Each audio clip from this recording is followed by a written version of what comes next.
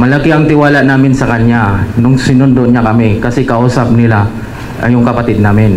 Pero nung dumating na kami, nag-iba na yung takbo ng ano niya. At saka pinaresto na nila kami.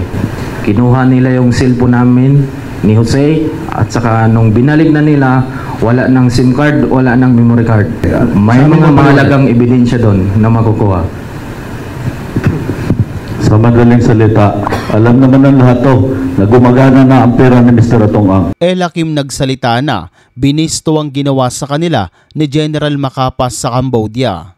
Matapos ang mahabang pananahimik, nagsalita na si Ella Kim Patidongan at isiniwalat ang umano'y sinapit nila sa kamay ng dating CIDG Chief General Romeo Macapas habang sila ay nasa Cambodia.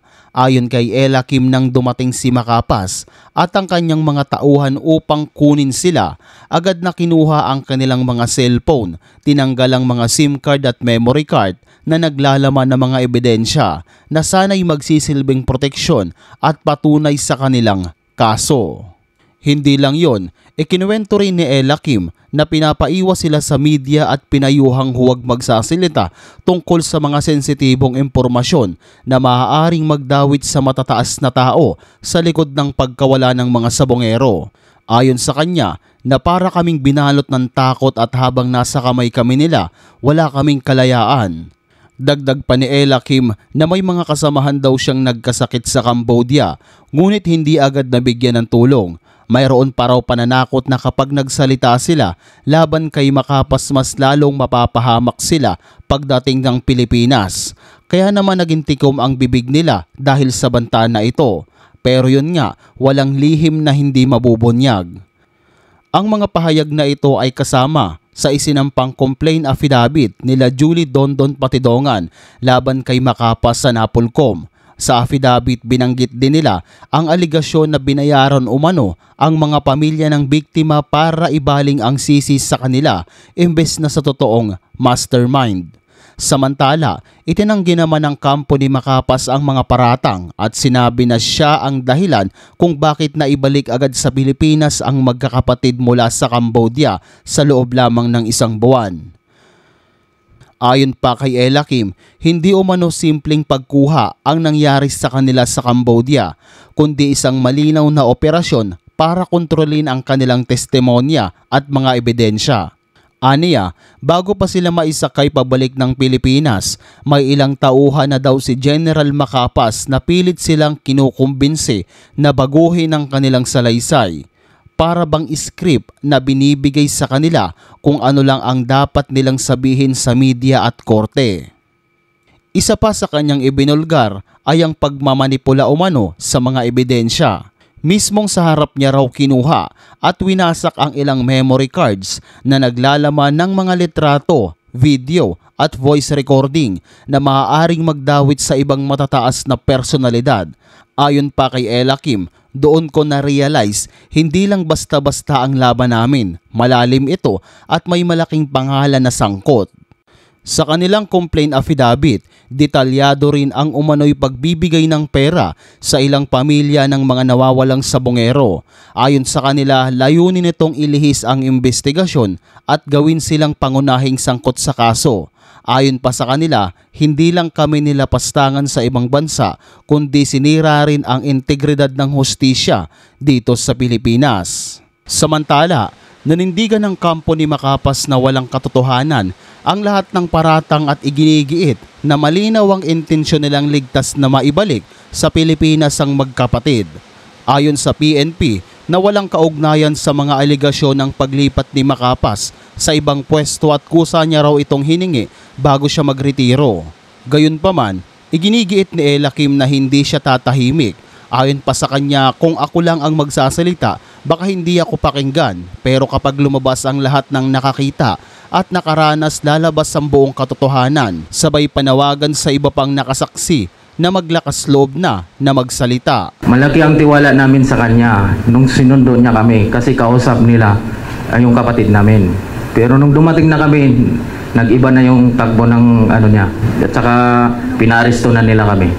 Kinuha nila yung cellphone namin ni Jose, at saka nung binalik na nila, wala ng SIM card, wala ng memory card. May mga mahalagang ebidensya doon na makukuha. Sa madaling salita, alam naman ng lahat to na gumagana na ang pera ni Mr. Atong-Ang. Ito na kaya ang susi para mahuli ang lahat ng sangkot sa pagkawala ng mga sabongero at mapiit ang pinaka-mastermind nito. Pangalawang update natin, isang abogado ng pulis na sangkot sa pagkawala ng mga sabongero nagsalita na. Isang nakakagulat na balita na naman ang lumabas ngayong araw tungkol sa pagkawala ng mga sabongero, kung saan may mga nawawalang affidavit ng 12 testigo na may hawak na mahalagang salaysay. Marami ang mga nagtatanong kung bakit hindi agad ito na isumite ng mismong CIDG sa Department of Justice o DOJ. May itinatago ba sila o isa lang itong maling akala? Matatandaan na noong 2021 at 2022 nang umalingasaw sa buong bansa ang sunod-sunod na pagkawala ng mga sabongero mula sa Laguna, Bulacan, Batangas at iba pang mga probinsya. Mahigit 30 katao ang nawala ng walang bakas. Marami ang mga teoryang lumabas ukol sa pagkawala ng mga ito at di kalaunan ilang pulis at mga personalidad ang nasangkot sa investigasyon. August 13, 2025, isang abogado ang humarap sa media. Siya ang counsel ni Police Master Sergeant Joey Encarnacion, isa sa mga pulis na nadadawit sa kaso ng mga sabongero.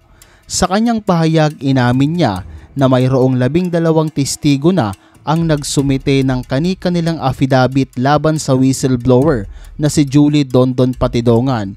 Pero ayon sa abogado na wala umano sa case folder ng Department of Justice ang mga affidavit na ito. Ayon sa abogado, nagpadala kami ng sulat sa CIDG noong August 3 at humiling na isumite na ang mga affidavit sa DOJ. Pero hanggang ngayon, wala pa rin.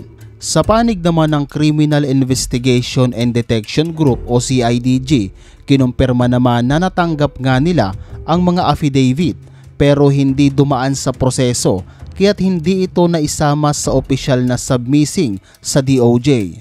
Ayon pa na hindi po namin ikinukulong ang ebidensya. Nasa evaluation stage pa ang kaso at ang mga dokumentong yan ay hindi galing sa aming investigador. So ang tanong namin, paano may evaluate ng DOJ na parehas, patas at equitable, impartial ang mga darating sa kanilang papeles o affidavits na iimbestigahan nila kung kulang ito?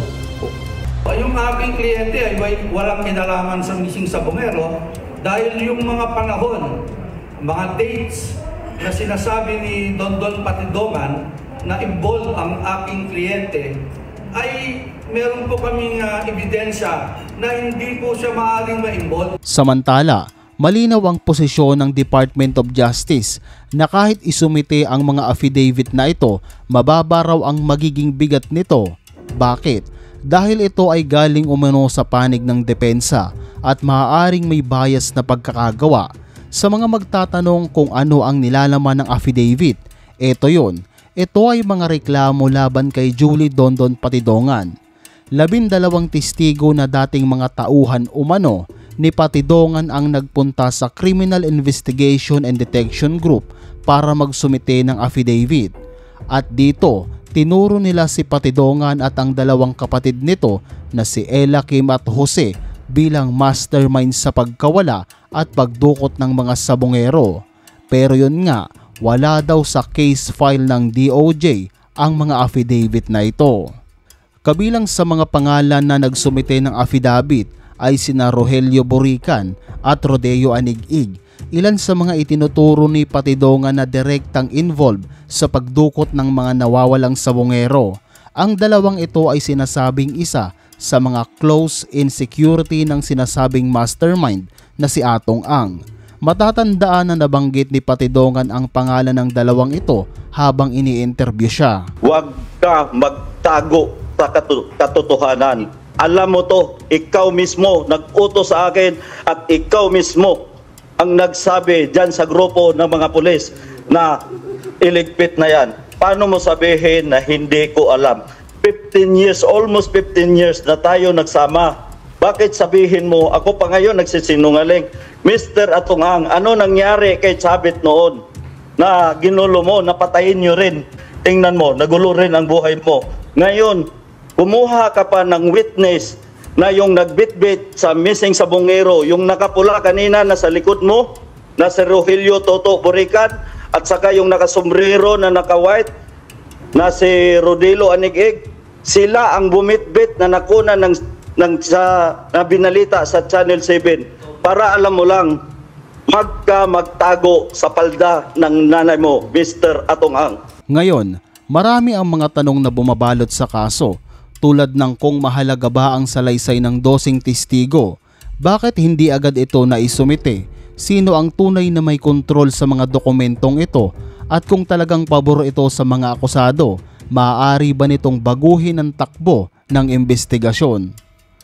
Sa legal na proseso, bawat piraso ng ebidensya, mapabor man o mapanira, ay may papel na dapat gampanan.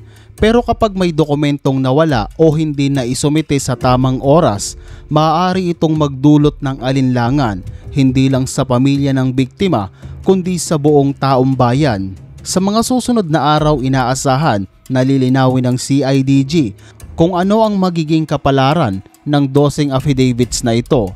Pero hanggat hindi ito isinusumite at sinusuri ng DOJ, mananatili itong isang malaking tanda ng tanong sa kaso ng mga nawawalang sabongero. Ayon naman sa DOJ spokesperson, kahit matanggap nito ang mga affidavit ay hindi sila bibigyan ng timbang dahil gawa ang mga ito ng defense team sa kaso. Ayon pa sa CIDG Director na hindi nila tinatago ang mga salaysay.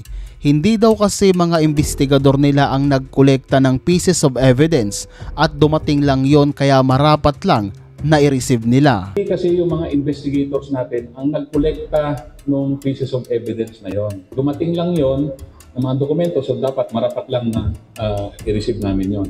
Pero chinek din ng mga investigators natin na yun nga, hindi sila ang nag-assist doon sa mga affiance. So that begs the question, siyempre, yung veracity ng mga statements. We acknowledge receipt nung mga dokumento. So walang missing affidavits. Yun lang, ni-evaluate nga ng mga investigators natin na hindi naman yung mga investigators natin ang nag-collect ng mga ebidensyang yon. So hindi na muna isinabmit sa DOJ yon. Pero they are not prevented from submitting it to DOJ kasi for evaluation pa rin naman yung kaso.